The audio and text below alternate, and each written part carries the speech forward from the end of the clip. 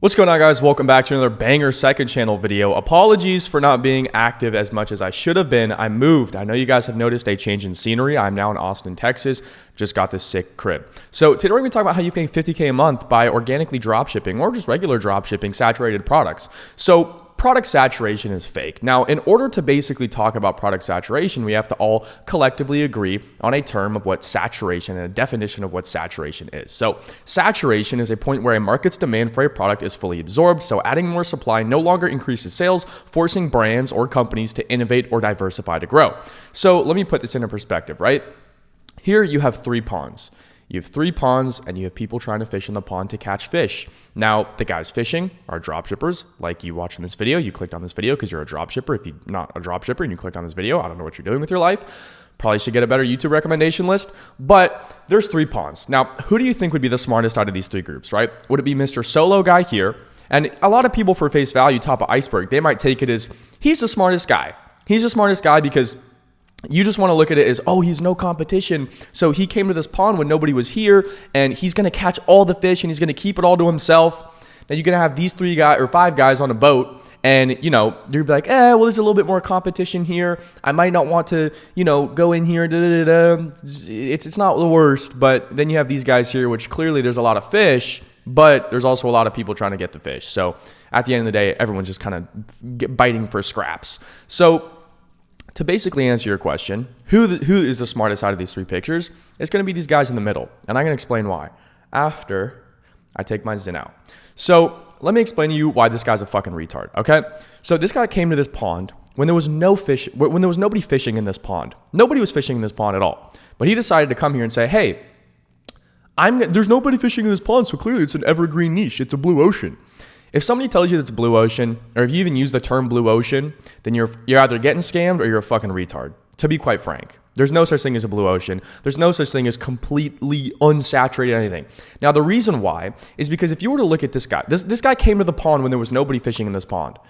You kind of have to be a little bit logical about the situation, be a critical thinker and say, hey, no one's fishing in this pond. I'm not the first person to ever come across this pond and try to fish in it. If there was fish in this fucking pond, people would be here fishing in this pond. Does that make sense? If no one's fishing in a pond, why would you go and fish in it? Because clearly there's no fish in there. If there were, then other people would be there. So this guy's a fucking retard. Anyways, these five guys on the boat, I would argue these guys are the smartest because they're in the middle ground, right? So let's say these two guys came together and they kind of guinea pigged the niche. They kind of guinea pigged the situation. So they're like, hey, maybe there's, you know, some fish in this pond. Let's test it out. Cool. And then, you know, this guy came along and he's like, wait, these guys are catching some fish and both of them are catching a good amount. I might as well pop in as well. Then this guy saw this guy and he's like, yo, these three guys are catching fish and they're still making a good amount. It's not like there's, you know, 50 people in this pond yet. So I might as well hop in there and get me some fish too. This guy's catching fish, so he told his boy. And now they're in a perfect, they're all equal, not equally sharing, but there's ample market share to where they can come in and make enough money. Then you have these retards, which we're going to call the bottom feeder dropshippers, okay? And I'm going to lay this out for you guys. The bottom feedy motherfucking lazy dropshippers, we call them the volcano humidifier sellers, the astronaut lamp projector bullshit retards. You're going to get this guy who catches 10 fish. This guy's going to catch 5. This guy's going to catch 10. This guy's going to catch 20. And then all these people are going to catch either 0 or 1.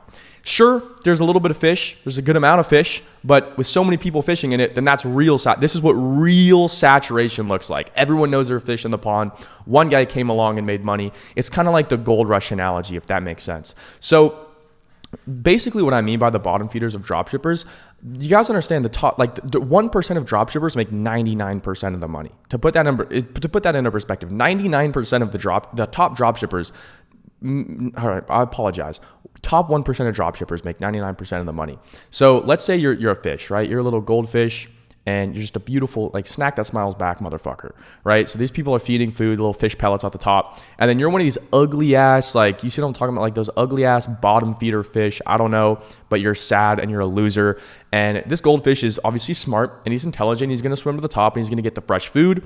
Then all the bullshit flakes that fall down that are soggy and maybe the ones that this goldfish shit out, he's going to come and he's going to get maybe 1 or 2 pellets when this guy gets like 8. Does that make sense? A lot of you guys are chasing scraps. You're not fucking creative. And now I have a flow chart to basically explain to you guys what product saturation is, how you can go 4 routes technically in ecom, how to take a product and make it unsaturated by how to take a saturated product and I guess necessarily make it unsaturated. So we're going to talk about this, okay? You have two routes in ecom. You can go value products or you can go volume products. Now, what is the difference? I'm going to explain it. The truth is about both of these routes though, is that they're practically the same.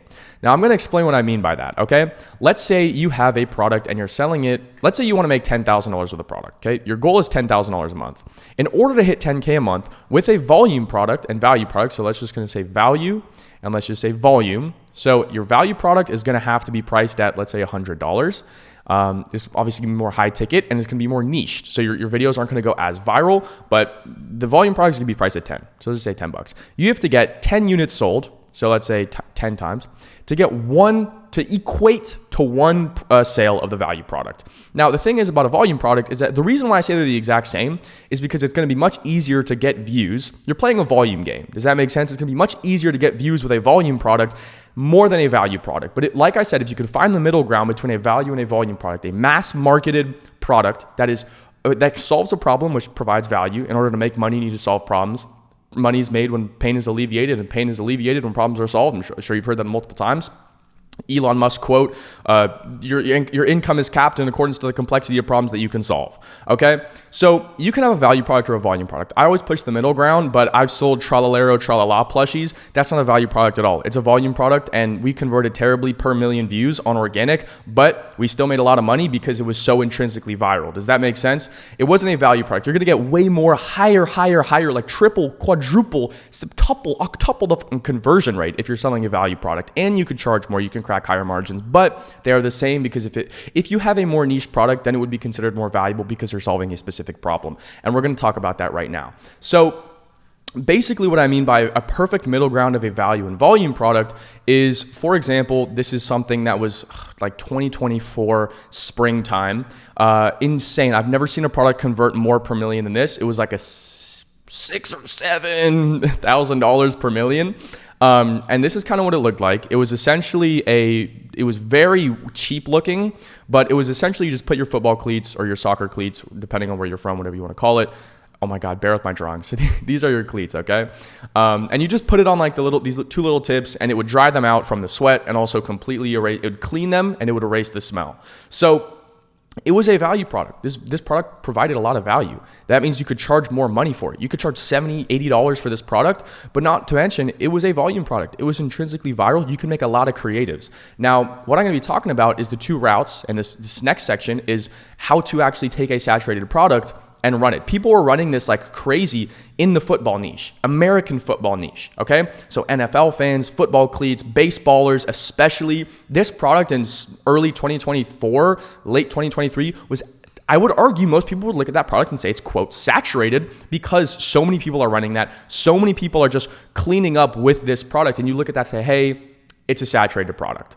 But oftentimes, you can make a saturated product not saturated by switching the marketing angle. Now, you could just do a new product, which is fine if it's, it was just fucking lazy though, which I'm not going to say you can't do that, but oftentimes it's pretty lazy and you're it's a bottom feeder move, right?